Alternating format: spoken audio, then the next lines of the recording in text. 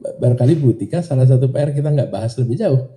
Tapi jangan sampai nanti kita ketemu juga kenapa Jakarta ditinggalkan. Karena ada land subsidence dan karena kemacetan, ada polusi, kita bikin ibu kota baru gitu. Kan ini attitude yang harusnya tidak muncul. Attitude-nya kalau ada masalah diselesaikan, bukan ditinggalkan.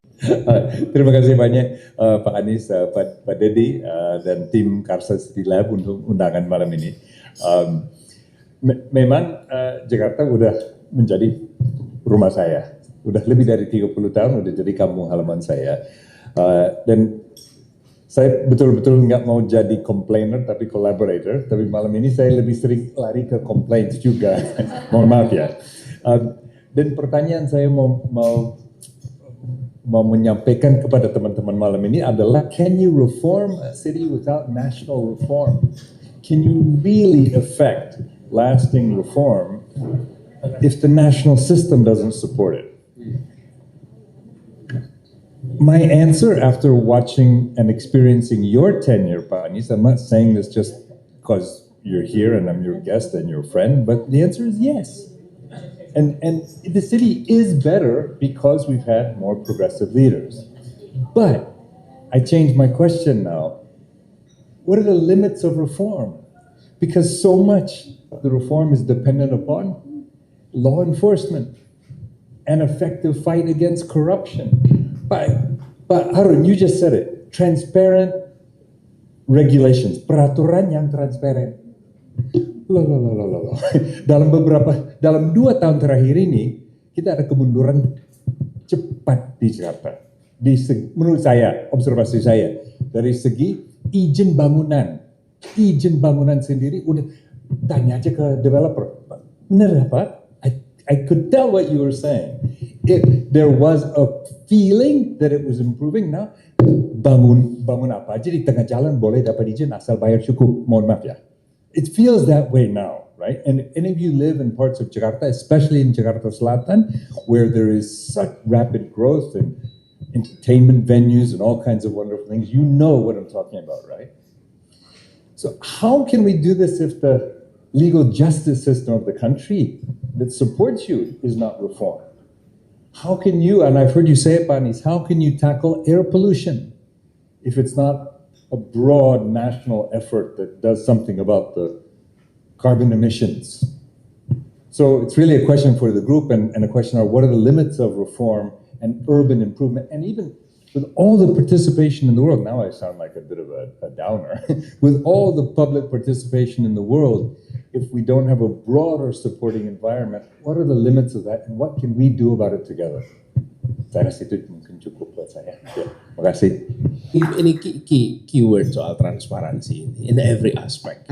Dan sesungguhnya transparansi itulah yang akan menjamin proses berjalan sesuai dengan rujukannya. Rujukannya apa sih? Perintah undang-undang lah kira-kira. Atasan kita itu bukan orang, atasan kita itu adalah undang-undang. Nah, rujukan itu transparansi. Nah, ketika ada transparansi, maka itu terjaga. Saya setuju sekali dengan Pak Harun yang sampaikan tadi kata kunci. Dan yang kedua, dari transparansi itu muncul yang disebut sebagai certainty. Muncul kemudian ada predictability. Dan itu yang membuat orang mau berkegiatan di sebuah kota. Karena ada kepastian, ada predictability. Tapi tanpa ada transparansi, maka itu akan hilang. Nah, kekuatan kota itu kan pada prosedur, Pak. Dan Weber udah ngomong panjang sekali nih soal prosedur. Tapi kalau tidak ditopang transparansi, it's an issue. Ini pertanyaan bagus dari Pak Dok tentang mungkinkah kota tanpa level nasional? Jawabannya dia tadi mungkin, tapi sustainability-nya sangat tergantung kepada nasional. Thank you, Pak Dok. Mau coba untuk sharing sedikit sama juga ada sedikit refleksi mungkin Pak. Jadi kemarin saya baru ketemu dengan salah satu mungkin campaignernya Zoran Mamdani di New York. Dia ceritanya setelah dia menang, bukan pas sebelumnya, bukan sebelum election. Jadi di situ dia cerita bahwa excitementnya ternyata beda ketika mereka memenangkan election. Atmosfernya beda karena ternyata mereka merasa ini bukan mungkin they started the campaign maybe as a anti-Trump campaign or sentiment. Tapi ternyata pada saat menang, mereka merasa bahwa mereka itu merasa bisa diajak untuk membangun kotanya kembali. Gitu. Nah ini yang ternyata sentimen yang ternyata muncul dalam para campaigner ini, sehingga mereka tuh sangat-sangat tertarik ketika menang. I have power to also build my city. Gitu. Jadi sebenarnya meskipun memang satu orang, tapi mereka merasa bahwa ini semuanya bisa. Nah, saya langsung merefleksi bahwa ini yang mungkin saya juga alami Pak, ketika waktu itu bantu Pak Anies, saya merasa bahwa mungkin juga karena krisis COVID kali ya, tapi pada saat itu saya merasa bahwa the whole city, the whole people itu jadi kayak tugasnya Pak Anies itu mungkin saat itu agak sedikit ringan, karena seolah-olah kayak dibantu sama 10 juta orang lainnya di belakang Bapak. Jadi bahwa sebagai leader, ini mungkin juga kita harus lihat bahwa if you are leader of a city, mungkin juga Pak Wali Kota Banjar ya, you have the whole residents will help you. Itu mungkin yang mindset yang saya pikir kelihatan ini menarik untuk kita. Jadi bahwa bukan hanya di define oleh satu elit, tapi juga mungkin dari semua masyarakat yang ada di sana. Nah, satu mungkin Pak kalau sedikit masukan juga, jadi kalau untuk mungkin nggak hanya untuk Jakarta tapi juga untuk kota-kota lain, saya pikir every city needs character. Tadi juga Pak Ilmar juga sampaikan bahwa kita perlu art, perlu dan lainnya, tapi it builds the character. Jadi unit tadi yang Pak Harun bilang unique selling propositionnya apa. Tapi saya pikir tadi karakter itu yang harus dibikin dengan apa? Dengan tadi melibatkan residents as a co-creator. Jadi mereka lah yang membangun kota tadi, bukan pemerintahnya membangun. Nah, salah satu juga mungkin yang mau coba untuk sedikit sharing pada saat kita jalankan dulu adalah dengan melalui street intervention. Bagaimana kita membuat contohnya kayak jalan dilukis-lukis atau semacamnya, untuk memang hanya fokusnya untuk memperbaiki aksesibilitas jalan, tapi sebenarnya itulah cara juga engage masyarakat untuk yaudah ini kampung kita, ini halaman rumah kita, we have bukan power lah, tapi kita punya semacam keterlibatan gitu untuk membangun kampung kita kembali. Nah, jadi mungkin itu yang juga kita perlu dorong, bagaimana intervensi-intervensi yang levelnya mungkin small intervention saja, jadi nggak harus yang satu kota, tapi patch-patch aja, tapi seenggaknya itu terlihat bahwa kita membangun kotanya itu benar-benar oleh rakyat gitu, oleh warga. Mungkin itu sih Pak yang semacam baru kepikiran refleksi selama pada saat saya membantu Pak Anies dulu. Gitu Pak, makasih. Ya, makasih Mas Yoga. Beliau ini, baik gambaran, beliau ini pimpinan ITDP Pak. ITDP adalah sebuah think tank. Di sini ada ITDP pimpinan barunya nih, Gonggong ya. Ini ITDP ini kepanjangannya sebentar, International Transport and Development Policy. Jadi saya kasih konteksnya nih, saya sampaikan. Saya waktu itu mikir, daripada kita mikir susah-susah, minta aja ITDP beresin kan. Minta DP. Saya bilang, kita punya kekuasaan, kewenangan, tapi belum tentu punya pengetahuan. Nah, pengetahuannya dari mereka. Jadi Pak Yoga, saya rasa ini it takes two to tango Pak. Kalau tidak ada partnernya, nggak berani juga menyerahkan kewenangan dalam tanda kutip kepada orang yang tidak memiliki kompetensi. Tapi kalau ada, maka bisa terjadi itu kolaborasi. Ini catatan mungkin yang bisa jadi rujukan ya. Pak Wiza silakan, habis itu nanti Pak Dino. Terima kasih Pak Anies. Saya memantau kayaknya pemerintah pusat itu sangat serius ingin mewujudkan giant sea wall. Nah, kalau ini betul-betul diwujudkan, saya membayangkan wajah DKI itu akan berubah secara total. Dari sisi environment, ekonomi, dan lain sebagainya. Nah, kalau DKI yang paling terdampak tidak memberikan masukan secara serius, tidak melakukan advokasi, saya rasa akan sangat sayang. Ada begitu banyak hal yang sudah kita lakukan selama ini tiba-tiba irrelevan dengan kehadiran giant sea wall. Nah, saya melihat dalam konteks ini menjadi sangat urgent bagi DKI, Karsa City Lab untuk mulai membicarakan isu giant sea wall. Karena kalau kita melihat style pemerintah sekarang ini kan sangat top down gitu ya. Syukur-syukur intervensi, masukan-masukan itu disampaikan lebih awal. sehingga menjadi bagian dari pertimbangan. Jangan sampai Ya. banyak hal yang sudah kita lakukan itu tiba-tiba irrelevan. Kemudian yang kedua, saya sangat tertarik dengan apa yang disampaikan oleh Pak Anies bahwa pemerintah kolaborator dan DKI itu sangat beruntung karena mempunyai banyak resources. Nah, saya membayangkan kolaborasi yang didorong oleh pemerintah DKI bisa outreach ke level nasional untuk benefit DKI sendiri. Misalnya begini, mohon maaf Bapak dari kota Banjar ya Pak ya. Kota Banjar ingin mengembangkan bis listrik. Pasti nggak mungkin. Kenapa?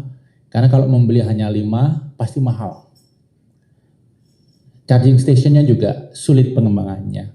Padahal barangkali ada puluhan kota di Indonesia yang mempunyai impian yang sama, public transport dan elektrik gitu ya. Kenapa tidak Jakarta itu memposisikan diri sebagai integrator, jadi menjadi penampung ide-ide kota seluruh Indonesia yang akan mengembangkan public transport elektrik, dan pada saat yang bersamaan DKI pasti dapat keuntungan. Kenapa? Karena bisa membeli dengan harga lebih rendah, karena bicara volume yang lebih besar. Dan kalau volumenya lebih besar, malah bisa production facility-nya dipindah ke Indonesia. Ini tidak hanya terkait dengan electric bus, tidak hanya terkait dengan charging station, juga fasilitas kesehatan, perlengkapan kesehatan dan sebagainya. Ini ide yang terstimulus oleh statement Pak Anies tadi. Makasih.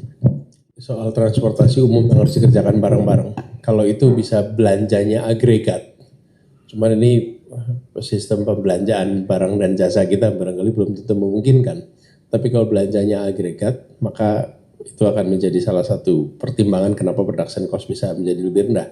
Dulu pernah sempat dikerjakan Pak itu dengan C40, kota-kota besar dunia berkumpul untuk belanja bis listrik bersama-sama.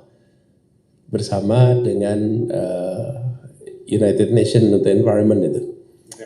UNEP. Oke, Pak Gita, mangga Pak Gita. Kalau kita bicara mengenai urbanisasi itu sinonim dengan modernisasi. Dan kalau kita bicara mengenai modernisasi, itu nggak lepas dari elektrifikasi. PDB per orang Jakarta itu sudah di atas $20.000 per orang per tahun. PDB rata-rata Indonesia $5.000. Jadinya nyata bahwa Jakarta itu adalah simbol dari, dalam ekonomi itu disebut sentripetalisme, bahwasanya kota primer itu tumbuhnya lebih cepat daripada kota sekunder, apalagi kota-kota kecil. Elektrifikasi Jakarta itu kurang lebih 5.700 kWh per kapita. Nasional rata-rata itu 1.300 kWh per kapita. Jadi urbanisasi yang selektif itu bisa dibilang sebagai one of the more underrated unequalizers. Energi yang tidak terdemokratisasi itu juga bisa dibilang one of the most underrated unequalizers. Nah, sekarang pertanyaannya, kalau urbanisasi yang sudah terjadi di Jakarta itu harus ditularkan, harus didemokratisasikan ke seluruh tanah air, tentunya kita berharap bahwasanya elektrifikasinya naik dari 1.300 kWh per kapita menjadi ukuran saya untuk modernitas. Itu batas awalnya tuh 6.000 kWh per kapita. Amerika, Tiongkok, Korea Selatan, Jepang, Taiwan, Singapura, dan Brunei itu elektrifikasinya sudah di atas 10.000 kWh per kapita. Amerika Serikat sudah membangun 1.300 gigawatt. Dan waitlistnya yang akan masuk ke grid itu 2.600 gigawatt.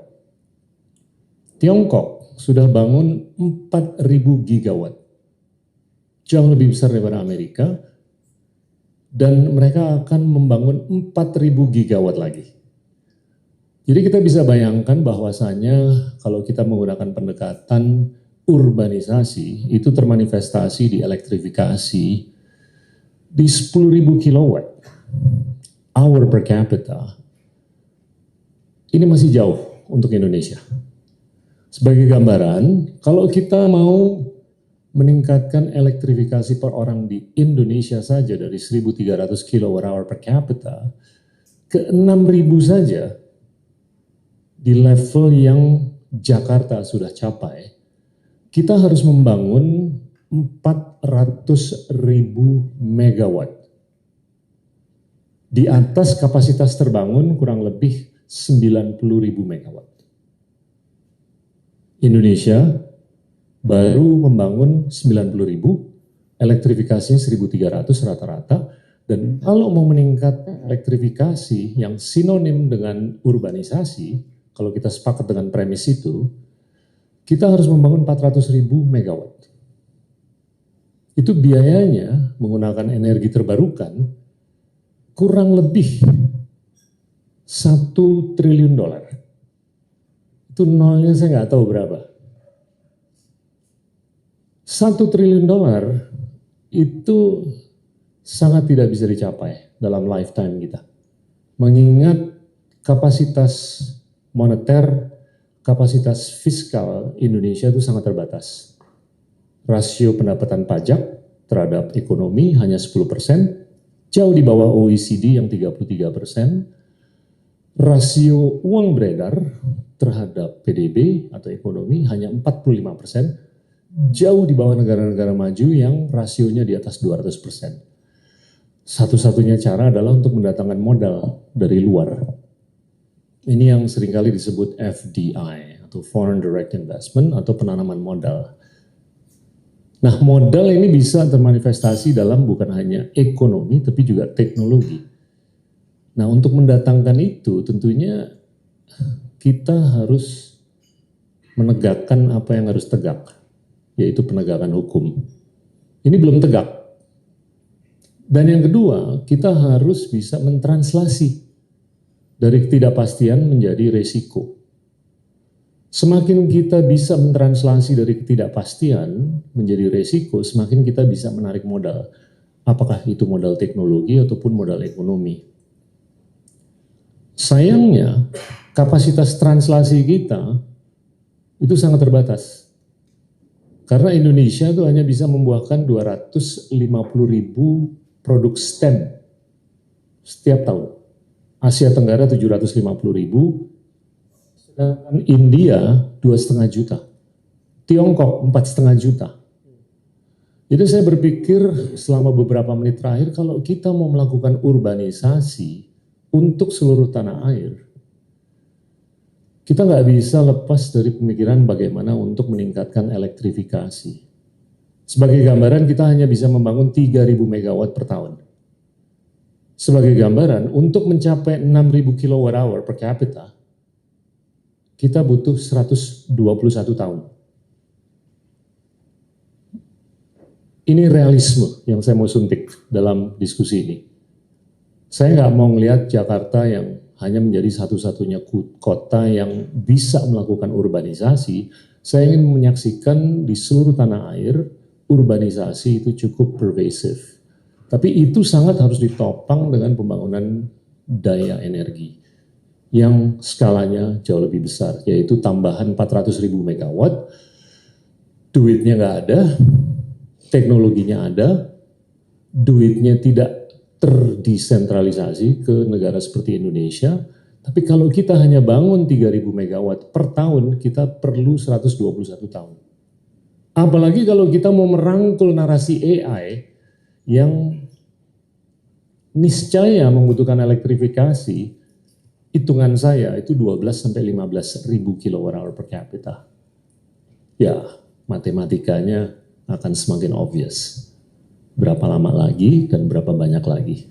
Itu saja masukan saya atau pandangan saya, Pak Anies, Pak Ilham, Pak Bambang. Makasih Pak Gita.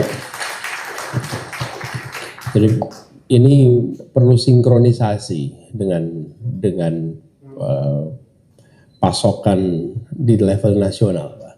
Karena kita tahu ini salah satu tantangan terbesar kita, energy policy itu di level nasional, bahkan pemerintah kota itu sama sekali tidak memiliki ruang untuk menyiapkan its own. Walaupun Jakarta, Jabodetabek ini konsumsi listriknya lebih banyak daripada seluruh Sumatera, tapi kita tidak memiliki sedikit pun ruang untuk mengatur dari mana energi itu dibuat, listrik itu, dan bagaimana kita mengelolanya sama sekali. Ruang itu it's an issue of its own. Pak Mas Bambang Susantana tadi memberikan catatan, nerusin Pak Gita. Saya baca ya Mas BS. Di Indonesia ini pertambahan penduduk kota ya, per hari itu 10.130 orang. Jadi setiap hari ada 10.000 orang masuk ke urban. Sebetulnya urbanisasi is perfectly fine. Yang masalah itu kan Jakartanisasi. Kalau urbanisasinya terjadinya hanya di Jabodetabek. Lalu di tingkat Asia itu 120.000 orang ya per hari. So this is a note yang jadi catatan. Thank you Pak Gita. Ini jadi rekaman kita, Pak Gita, yang perspektif ini, ujungnya kemana nanti? Kalau kita mengarah ke 2045 ini endgame-nya Pak Gita, ini naratifnya apa ini untuk ke depan kita? Thank you Pak Gita. Mungkin kalau dari saya, yang mau saya sampaikan, satu dari sebagai organisasi berjejaring, kita sering saya bilang bahwa untuk melakukan suatu gerakan perlu 4 unsur yang tidak bisa terpisahkan. Yang pertama harus ada eksekutornya, agen-agen yang akan melaksanakan, mengeksekusi apa sedang kita mau jalankan. Yang kedua butuh ada networkernya, mereka yang punya jaringan, menyusun, menghubungkan orang-orang yang terpisah. Yang ketiga butuh para akademisinya, para pemikirnya yang memastikan ada konsep harmonisasi sehingga apa yang kita pikirkan jalan itu semua lengkap lah ya, sistematis dan teorinya itu ada. Dan terakhir patron, harus ada yang memberikan dana dan menyumbang. Nah, saya ingin melihat dari sudut pandang network karena Iluniwi sendiri adalah organisasi yang berjejaring. Kenapa menurut saya network ini penting sekali? Kalau kemarin kita teringat waktu kita sempat berdiskusi Pak Anies beberapa hari yang lalu, salah satu permasalahan dari penyusunan kebijakan baik di Jakarta, regulasi dan lain sebagainya adalah banyak hal yang harusnya diatur bersama tapi di luar kontrol dari Jakarta. Dan ini yang kemudian menyulitkan, kebetulan saya juga seorang lawyer, menyulitkan untuk kita menyusun kebijakan apapun sementara banyak hal itu berhubungan dengan daerah-daerah di luar Jabodetabek, misalnya sebagai contoh. Pemerintah pusat, misalnya sebagai contoh. Kalau misalnya nanti yang salah satu yang sering mengganggu itu adalah apa misalnya hibah. Banyak lembaga grant ingin memberikan hibah kepada pemerintah daerah, tapi sulit sekali. Kita pernah ngebantu salah satu pemerintah daerah, kita harus bikin struktur baru yang benar-benar baru, nggak ada di aturan, harus inovatif. Karena kalau nggak prosesnya adalah duitnya masuk ke pemerintah pusat, pasti turunkan ke daerah, jangka waktunya nauzubillah. Sehingga akhirnya dana itu tidak bisa diturunkan. So we have to change and think supaya hibah internasional itu akhirnya bisa masuk ke daerah-daerah. Nah itu ternyata kenapa? Terkunci di undang-undang. Ya kan? Nah permasalahan tadi juga adalah yang sering kita temukan juga, mempertemukan orang-orang ini ternyata juga tidak segampang itu. Nah itu salah satu kemudian jadi key fokus kita juga di organisasi kita. Bagaimana cara kita membangun, paling nggak minimal dari alumni-alumni kita tersebar di berbagai tempat tadi, kita pertemukan dari berbagai latar belakang, dari berbagai posisi, mau di latar belakang partai, pengusaha, pemerintahan, dan lain sebagainya, termasuk di pemerintahan daerah, kita coba pertemukan dalam satu forum yang akhirnya bisa memudahkan untuk berkoordinasi. Karena by the end of the day, seringkali masalah kebijakan di negara ini nggak jalan karena tadi orang-orang nggak ketemu dan tidak dikoordinasikan. Dulu misalnya kita pernah membantu buat energi transisi, itu perlu mempertemukan paling nggak 3 kementerian, keuangan, SDM, sama BUMN. Sebelumnya nggak dipertemukan, ya tidak pernah terjadi kebijakan, tidak pernah jalan kebijakan energi transisinya karena orang-orang tidak pernah ditemukan dalam satu forum. Nah itu mungkin saya pikir untuk Jakarta yang sangat kompleks seperti ini, perlu ada yang memang mengorkestrasi di atas gitu. Karena kalau kalau tidak ada yang mengorkestrasi dan tidak ada yang mengkoordinasikan ini, ya ujung-ujungnya nanti ya tadi networknya nggak jalan, apa yang kita sampaikan sekarang nggak nyampe kepada yang seharusnya mendengar. Yang seharusnya mendengar kemudian juga tidak bisa menyampaikan dengan tepat kepada yang seharusnya melaksanakan gitu. Jadi ada apa misinformasi, disharmoni ya ibarat kata terkait dengan Lapas 2 itu dibuat tidak bisa dilaksanakan karena dari orang-orang tidak ketemu. Nah itu mungkin harapannya juga, terima kasih sudah diundang ya, kita sebagai organisasi tadi berjejaring sebagai jajaran alumni minimal bisa membantu menyuarakan dan membuatkan suatu forum yang bisa mempertemukan dari orang-orang yang tepat untuk kebijakan-kebijakan paling nggak minimal dimulai dari alumni-alumninya. Nah kalau saya juga boleh izin juga saya ingin mungkin dari Kirana bisa menyampaikan sebagai ketuanya Sustainability and Social Impact-nya Iluni UI, karena dia mungkin ada juga baru masukan yang lebih teknis dibandingkan dari saya. Itu kira-kira, terima kasih. Memang kalau bicara tentang bidang ya, ini bidangnya banyak sekali, semuanya harus dikerubut. Tantangan, salah satu tantangan utamanya adalah bagaimana membuat begitu banyak ekspertis itu bekerja sebagai simfoni, bukan memainkan instrumennya sendiri-sendiri, tapi bekerja sebagai simfoni. Mudah-mudahan nanti kalau ada kolaborasi, kenapa Ilun ini menarik? Karena lokasinya Jakarta, alumninya paling banyak juga di Jakarta. Ada aspirasi Gajah Mada, tapi Gajah Mada banyaknya di pelosok-pelosok tanah air nih dibandingkan dengan di Jakarta. Di sini ada Pak Said Zaidansah. Pak Said nanti boleh Bapak kalau boleh berbagi sebagian. Pertama-tama saya perkenalkan dari Kota Banjar. Mungkin banyak yang bertanya membicarakan Jakarta, tapi orang dari pinggiran, dari kota kecil ikut hadir karena ingin tahu apa respek dari Karsa City Lab terhadap Kota Jakarta. Saya rasa kalau misalkan jadi kepala daerah, jadi gubernur DKI, semuanya sudah tersedia, anggaran besar, potensi orang-orangnya juga yang peduli banyak, gitu ya, pengusahanya banyak, anggarannya juga besar. Kota Banjar APBD-nya saja 1% dari DKI juga tidak, Pak. Tapi kami tetap harus bisa memberikan pelayanan terhadap masyarakat. Ada beberapa hal mungkin yang ingin saya sampaikan pada kesempatan malam hari ini. Kalau membandingkan Jakarta dengan Banjar sangat jauh, tapi justru pada malam hari ini ingin menyampaikan bahwa kota itu banyak yang masih perlu perhatian dari pemerintah pusat. Apalagi di tahun anggaran sekarang, pemerintah Kota Banjar DAU termasuk juga P3K-nya kurang lebih hampir 150 miliar yang harus ditanggung oleh daerah. Bisa dibayangkan kita turunnya hampir 150 miliar dari 860 miliar APBD yang ada di Kota Banjar. Tapi pada kesempatan ini barangkali saya ingin menyampaikan karena memang untuk menarik investasi itu kepala daerah saya terus terang kemanapun saya kejar, mana kala ada kesempatan gitu ya untuk bisa memperkenalkan Kota Banjar. Bahwa di Kota Banjar, Bapak Ibu sekalian, ada lokasi kawasan, kebetulan kita berada di posisi perbatasan Jawa Barat, Jawa Tengah di selatan, jalur selatan. Dan kami punya kawasan kurang lebih ada 800 hektar, Pak. Jadi 800 hektar kawasan itu memang adanya di perbatasan Jawa Barat, Jawa Tengah. Harga tanah, Bapak Ibu sekalian, yang ingin saya kasih informasi, di sebelah utara jalan itu harganya 1,5 juta per meter. Tapi yang di selatan jalan hanya di bawah 100.000. Jadi lokasi tersebut adalah tanah perlindungan setempat. Jadi pada kesempatan ini mumpung ketemu dengan orang-orang yang memperhatikan Jakarta, mudah-mudahan juga mampu memperhatikan Kota Banjar. Saya yakin kalau Kota Banjar didiskusikan seperti ini satu malam, Banjar mungkin dalam 5 tahun bisa berubah, Pak. Terus terang saja. Kayaknya kalau misalkan lokasi kawasan kami itu yang tanah perlindungan setempat itu adalah di sekitaran bantaran Sungai Citanduy gitu ya. Memang bantaran Sungai Citanduy kan biasanya yang namanya bantaran kurang lebih kan 50 meter dari bibir sungai. Ini ada yang sampai 1 kilometer karena tanggul yang dibuat itu adalah mengikuti arus jalan nasional. Jadi jauh sekali dari sungai gitu sehingga potensi itu akan kita kembangkan untuk kawasan ekonomi khusus. Jadi pada kesempatan hari ini, malam hari ini saya ingin mohon barangkali nanti di sini ada pengembang atau apa yang ingin misalkan berinvestasi karena memang lokasi tersebut adanya di jalur nasional, Bapak sekalian.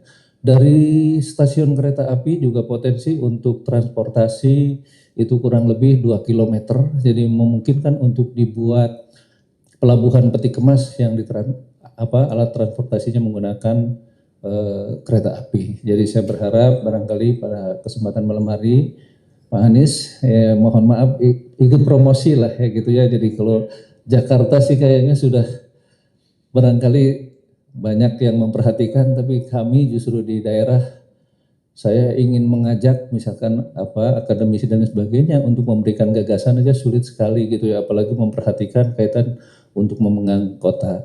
Jadi terima kasih sudah diundang Mas Anies.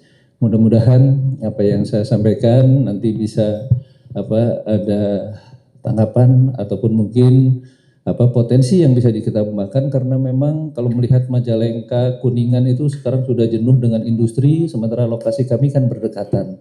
Bedanya kalau Majalengka, Kuningan itu dekat dengan tol, kami dekatnya dengan jalur kereta api. Mudah-mudahan ini bagian daripada upaya yang ingin saya sampaikan ke depan Kota Banjar bisa sejajar dengan kota-kota yang lainnya. Terima kasih. Assalamualaikum warahmatullahi wabarakatuh. Ya, kita salut sekali dengan Pak Sudarsono ini. Tadi saya bilang sama Pak Wali, Pak Sudarsono, mudah-mudahan ini jadi networking yang bagus dan nanti bisa membawa begitu banyak sumber daya yang ada di sini untuk ikut bangun Kota Banjar nanti untuk Banjar yang lebih baik ke depan. Ini di ujung tenggara Priangan ya sebetulnya timur. Pak Said silakan.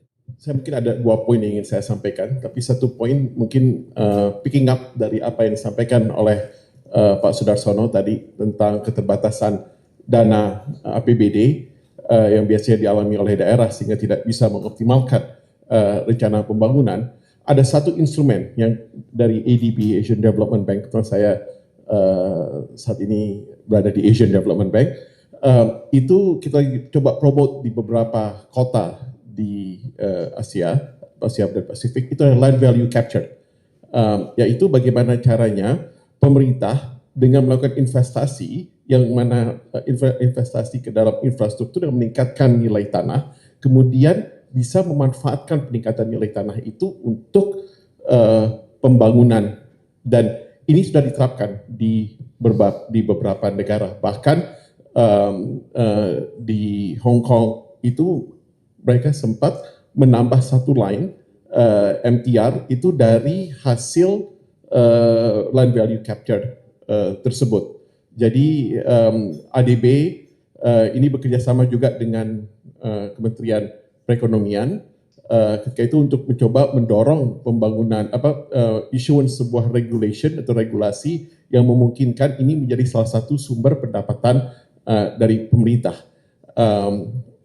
Saya kebetulan sudah 2 tahun ini terakhir tidak lagi bertugas di Indonesia, jadi saya tidak tahu status terakhir dari peraturan peraturan yang kita waktu ADB dorong ketika itu. Tapi ini saya pikir salah satu potensi instrumen untuk peningkatan pendapatan daerah, termasuk juga untuk DKI. Walaupun pendapatan DKI itu adalah atau APBD DKI itu adalah 80 triliun rupiah, tetapi kebutuhan pembangunannya itu sangat besar dan tidak bisa seluruhnya, tentu tidak cukup 80 triliun tersebut ya. Jadi walaupun misalnya Banjar itu kurang dari 1%, saya pikir DKI juga yang lebih dari 100 kali lipat itu juga tetap ya. Ini Ibu Atika mengangguk sepertinya sepakat dengan apa yang saya sampaikan. Yang kedua, poin kedua yang ingin saya share, tadi Pak Anies sampaikan bahwa pemerintah City 3.0 itu adalah pemerintah adalah facilitator, people adalah participant, whereas City 4.0 itu City Government adalah collaborator, people adalah co-creator. Kalau saya pikir ya, the sweet spot itu adalah pemerintah sebagai facilitator dan masyarakat atau publik itu sebagai co-creator. Nah, kalau Pak Douglas ini half of his life itu spend di Indonesia, saya half of my life itu spend di luar Indonesia. Nah, di situ saya lihat di mana leadership itu matters. Jadi di mana pemimpin itu mencoba untuk memfacilitate,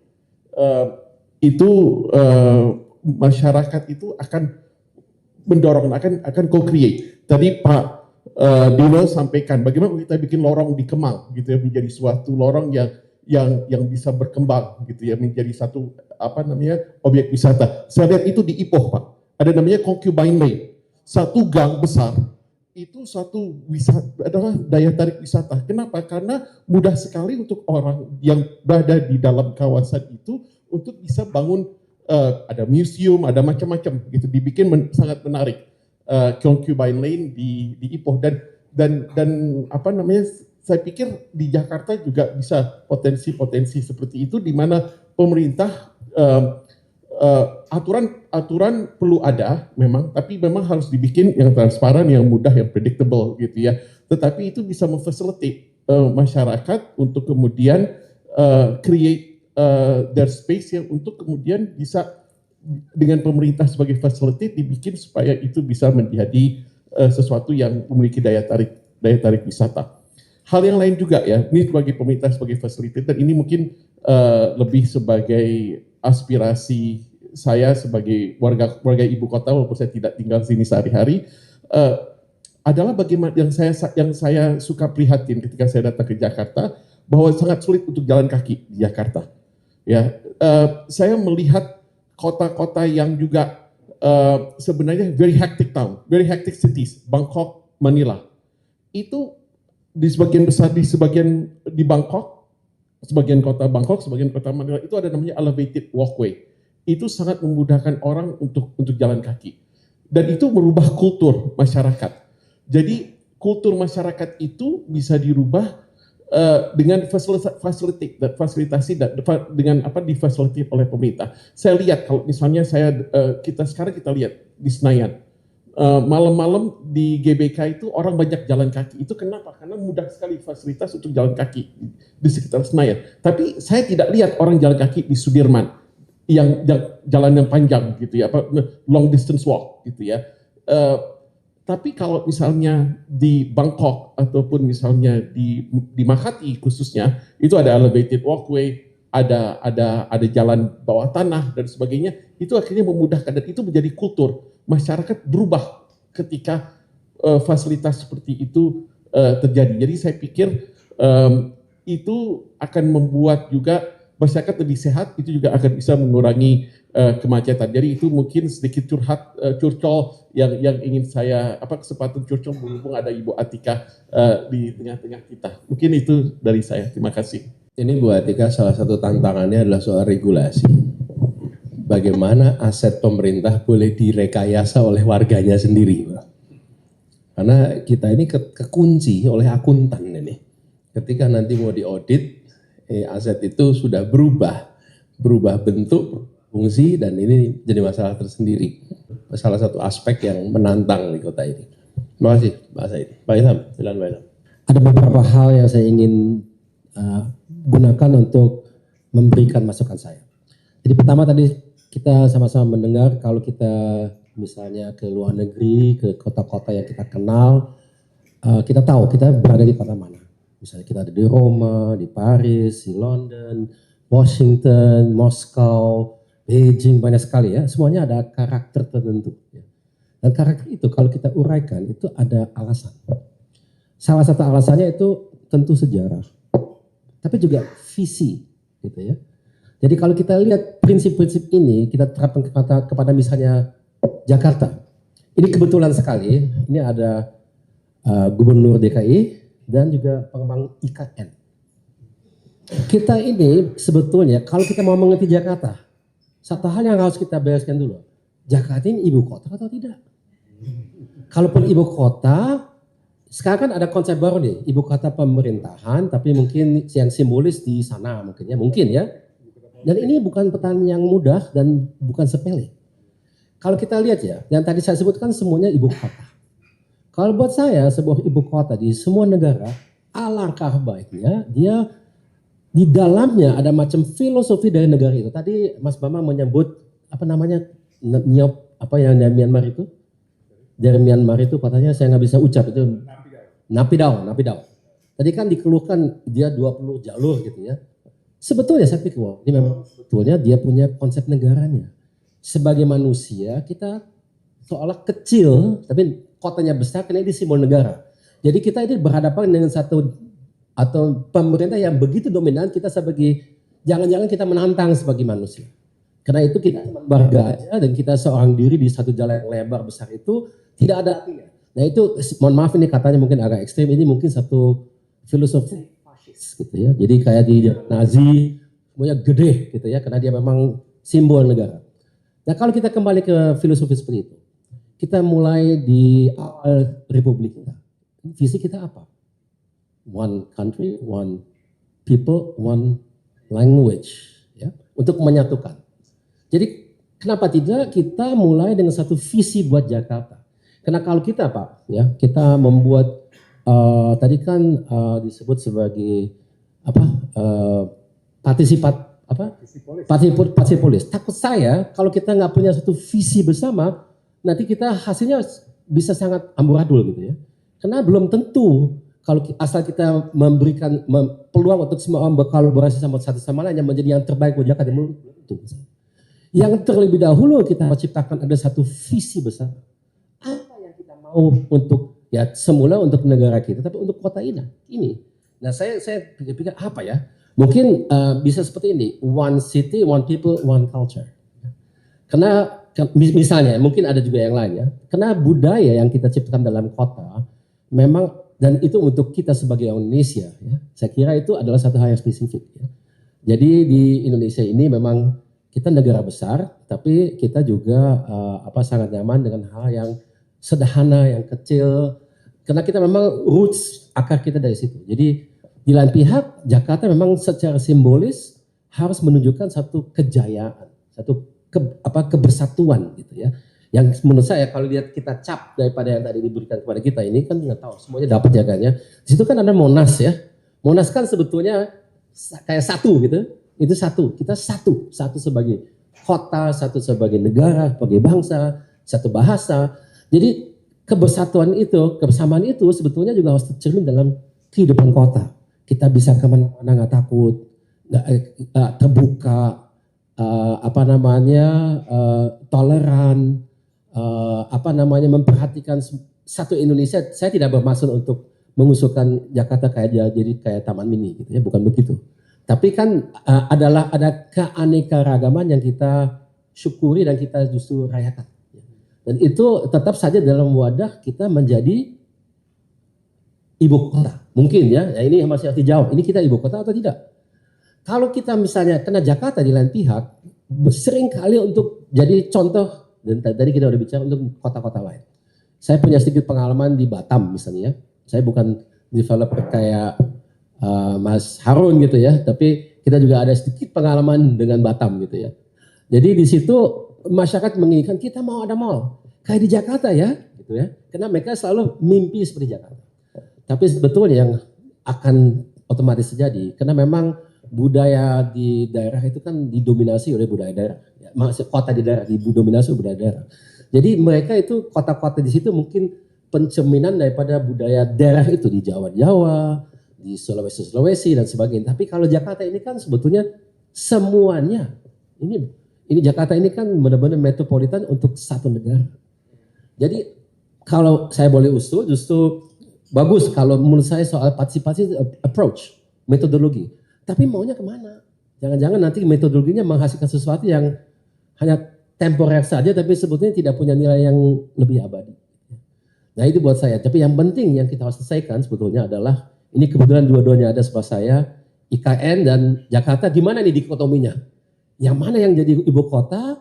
Dan kalaupun dua-duanya di ibu kota, peran masing-masing itu apa? Dan kalau itu sudah jelas, simbolisme yang menurut saya tiap negara perlu. Jadi kita lihat di Paris, dia masih ada Versailles kan, masih ada. Tapi waktu setelah revolusi Prancis itu kan semua avenue dibuat oleh Osman kalau salah ya, itu kan menjadi sangat standar dan lebih humanis gitu ya, tapi efisien juga. Jadi tidak lagi royal, biarpun kerajaan Prancis yang absolut itu masih ada bekas-bekasnya, masih ada simbol-simbolnya. Begitupun di Jakarta kita tidak bisa abaikan kita ini pernah koloni, jadi masih ada di Jakarta itu ya, struktur-strukturnya kita sekarang punyai, mulai dari kanal-kanal yang ada di kota tua sampai dengan struktur-struktur itu masih ada di dalam kota kita. Itu harus kita, menurut saya harus kita tetap perhatikan dalam perencanaan ke depan. Tapi ya saya kira itu yang saya bisa masukkan, memberikan sebagai masukan sebetulnya visi yang kita sepakati sebagai satu kota yang memang semuanya hidup di sini agar supaya apapun dan pemerintah siapapun, wali kota siapapun atau gubernur siapapun mengacu pada visi itu sehingga kita mempunyai sesuatu hal yang kita bisa banggakan dan juga menjadi identitas daripada kita sebagai Indonesia. Itu saja, terima kasih. Thank you Pak Ilham. Terima kasih. Tepuk tangan buat Pak Ilham. Nah, kan kalau kita punya visi yang sama maka arahnya jadi sama sehingga tidak terpencil kiri ininya. Nah, Bapak sekalian, kita tentu bisa berbicara ini lebih panjang lagi, with endless conversation kalau soal kota dan kedepannya. Tapi dari sini kita tadi sudah bisa menangkap pesan-pesan utama yang disampaikan. Ini adalah percakapan awal yang mudah-mudahan nanti kita akan pada percakapan-percakapan yang lebih fokus pada tema-tema tertentu yang nanti Bapak Ibu sekalian nanti diharapkan untuk bisa terlibat di dalam. Jadi kami ulang, ini kita berharap nantinya dari Karsa City Lab ini ada rujukan yang bisa dipakai untuk kota-kota se-Indonesia di dalam membangun. Baik itu kota yang ukuran penduduknya di atas 5 juta, yang 2 juta, 5 juta, 1 juta sampai 2 juta, ataupun di bawah 1 juta. Yang itu semua punya tantangan yang berbeda. Kita harapkan seperti itu, karena kita ingin yang tadi disebut urbanisasi sama dengan modernisasi, Pak Gita tadi sampaikan. Dan di sisi lain, kita menyaksikan bahwa peradaban, kebudayaan dibangunnya juga di perkotaan. Nah, kita berharap di seluruh Indonesia ketimpangan ini bisa diselesaikan salah satunya dengan mendorong kemajuan di centers of economic growth. Dan center of economic growth berada di perkotaan. Jadi harapan kita seperti itu. Nah, Bapak sekalian, kita akan tidak lama lagi akhiri percakapan malam hari ini. Tapi sebelum kita sampai kepada fase akhir, bagaimanapun juga di sini ada yang dari Pemprov DKI Jakarta. Nah, Bu Atika untuk mungkin bisa berbagi, Bu Atika. Silakan Bu Atika. Saya happy sekali difasilitasi untuk mengutip tadi yang Bapak sampaikan, Symphony of Experts. Karena jarang sekali mungkin kita bisa bertemu dengan beragam, mungkin one on one sering Pak, dan saya juga banyak bikin FGD, tapi sesuatu yang dimoderatori dan kemudian hadir dengan I think very sincere heart untuk bisa sama-sama menemukan formula paling tepat untuk membangun sebuah kota mungkin berdasarkan model Jakarta merupakan satu hal yang menarik buat saya, dan juga untuk itu terima kasih sekali untuk Karsa City Lab Pak Anies untuk bisa menyelenggarakan acara ini. Juga terima kasih untuk Bapak Ibu sekalian yang telah sharing seluruh kegundahan, kritik, dan juga curcol malam ini. Saya sepenuhnya mencatat semua apa yang Bapak Ibu sampaikan, dan betul yang tadi Pak Anies sampaikan, menjadi brain Jakarta tidak mudah kalau tidak punya strategic partners. Oleh karenanya dalam banyak hal terkait dengan apa yang disampaikan oleh Pak Bambang tadi, Participolis, kami berusaha mentranslasi City 4.0 yang sejak saya masih di Kominfo ya Pak, dulu sering banget disampaikan oleh Pak Anies, dan jadilah beberapa kreasi yang kita buat bersama dengan Karsa City Lab. Kadang-kadang regulasi atau metode partisipasi yang dianjurkan atau yang dilakukan oleh regulasi yang dikeluarkan oleh Kemendagri adalah partisipasi yang sifatnya spasial. Kalau kita tahu Musrenbang itu semua basisnya adalah spasial, tetapi memiliki mengetahui dinamika masyarakat saat ini rasanya sudah tidak relevan lagi.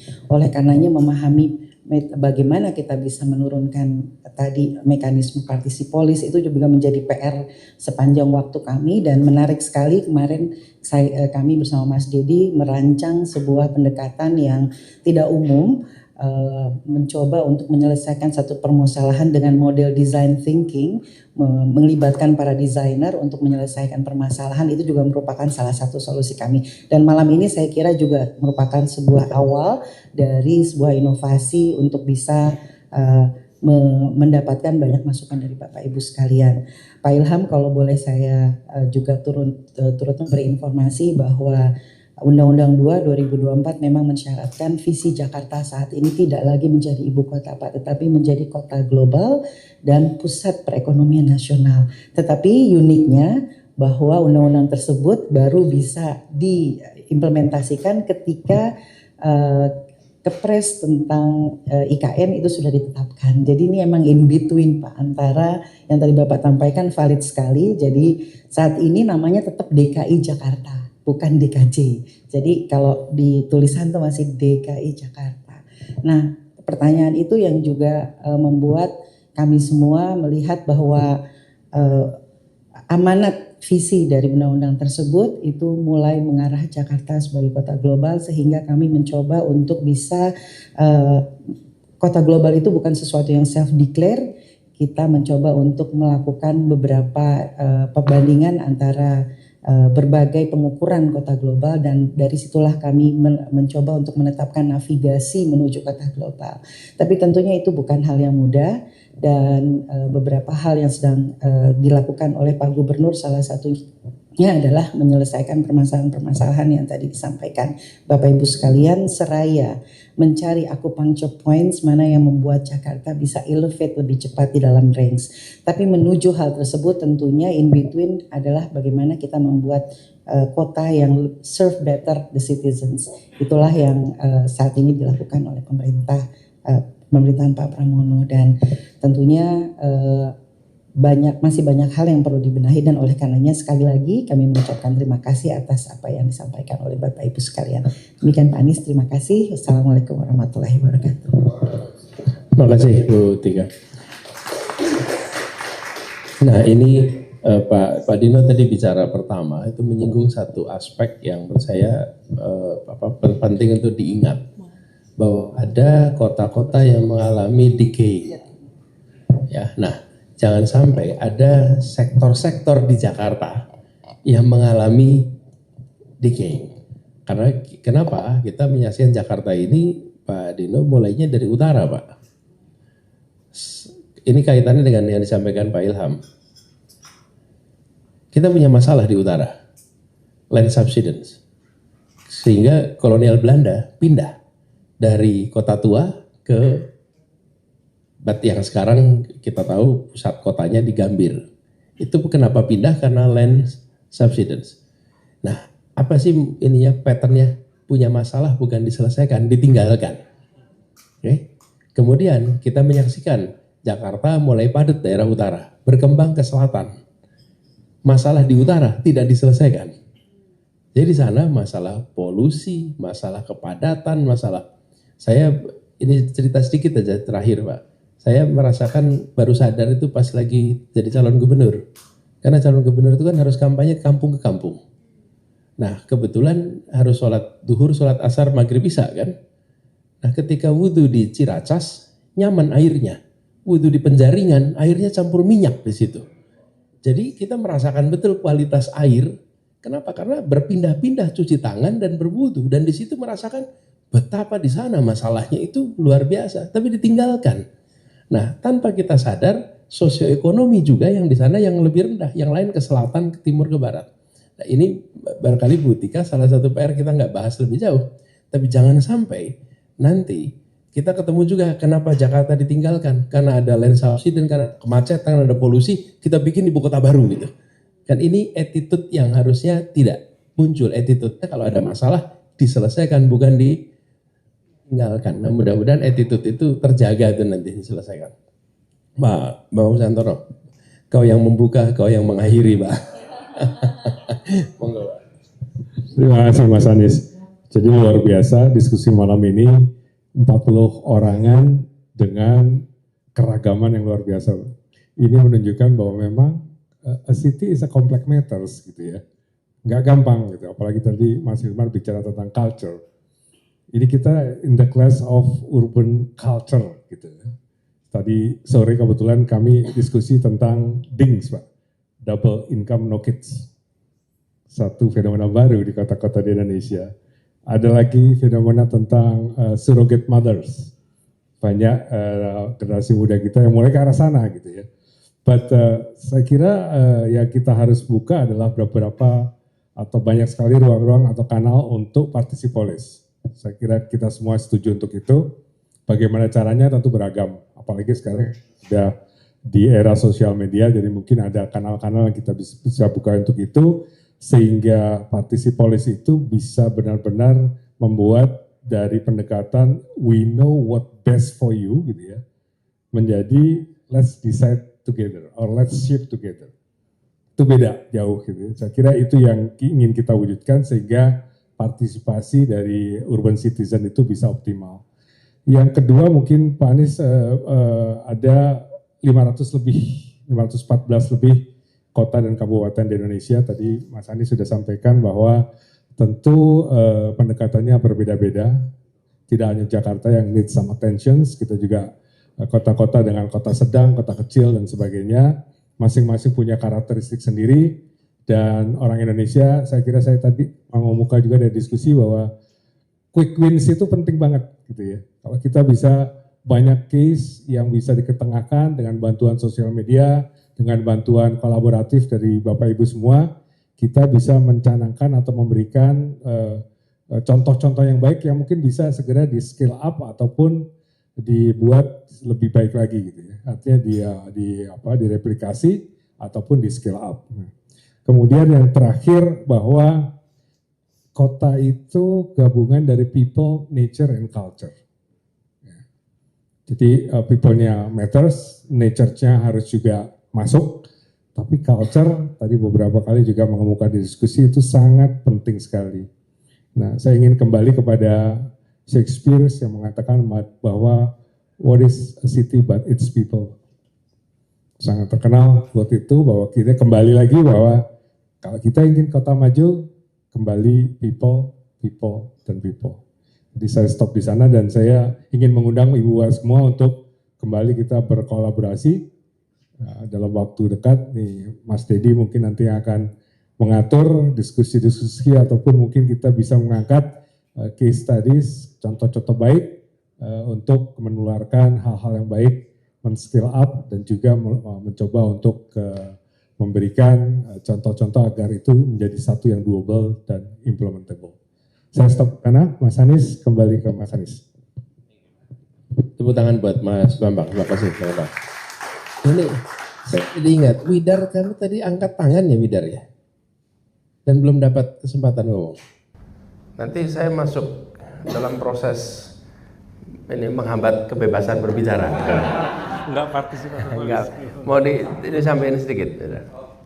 Terima kasih Pak Anies, terima kasih semua kesempatannya. Mungkin saya hanya meng-highlight beberapa refleksi dari saya. Saya bekerja di sistemik, ya kan, bekerja dengan Bapeda Jakarta juga mengenai air pollution. Tapi juga saya berkomunitas bersama Mbak Ella di sini di Indo Relawan dan juga dengan Pak Anies juga di sini.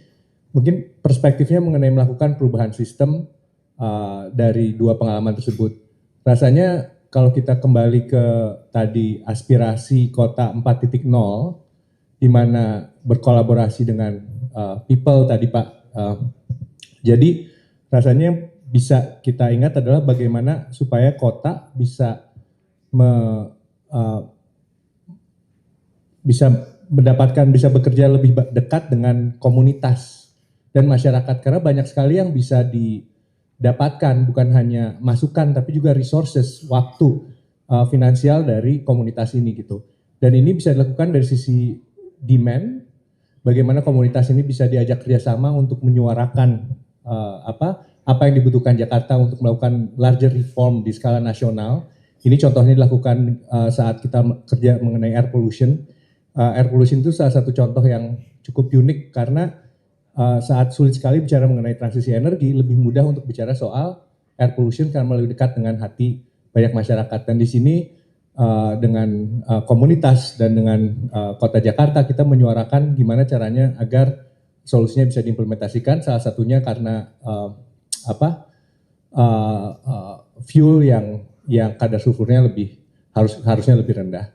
Dan dari sisi supply, dari solusi, di sini volunteer dan komunitas bisa sangat membantu. Yang tadi Mbak Ella mengatakan bekerja sama dengan komunitas untuk transformasi sektor pendidikan, tapi ngambil beberapa contoh saja di saat COVID kemarin Kementerian Kesehatan memerlukan volunteers, itu 3.800 volunteers sign up mau bekerja membantu kementerian. Dan contoh lebih spesifik lagi untuk third space atau komunitas publik di sini di Jakarta Selatan, salah satu contohnya ada Volunteer Hub Jakarta, Bu. Jadi di situ ada tempat komunitas di mana bisa bertemu, dan salah satu contohnya di sana investasi publik untuk taman kalistenik. Jadi publik investasi taman kalistenik yang akhirnya digunakan oleh komunitas ratusan orang dan juga menjadi suatu kesempatan ekonomi. Jadi lebih meng-highlight bahwa banyak sekali yang bisa didapatkan dengan kota bekerja lebih dekat dengan komunitas untuk mengamplifikasi larger reform secara nasional maupun untuk mendapatkan solusi di level tapak. Terima kasih. Ya, thank you, Widodo. Tapi ini menegaskan disampaikan Pak Bambang sebagai penutup tadi. Bagaimanapun juga kota is tentang people dan memberikan ruang untuk partisipasi, untuk kolaborasi jadi kunci. Jadi at the end of the day it's about people, dan mudah-mudahan nanti kita ke depan betul-betul pembangunan kita bersentral pada people, bagaimana tadi disampaikan. Bapak Ibu sekalian, terima kasih atas kehadirannya. Saya ingin kembalikan kepada Pak Dedi untuk menutup acara ini. Demikian saya tutup di sini, Ibu Bapak teman-teman sekalian. Kehormatan besar bagi saya pribadi, bagi Karsa City Lab menerima Ibu Bapak teman-teman yang sudah hadir pada malam hari ini.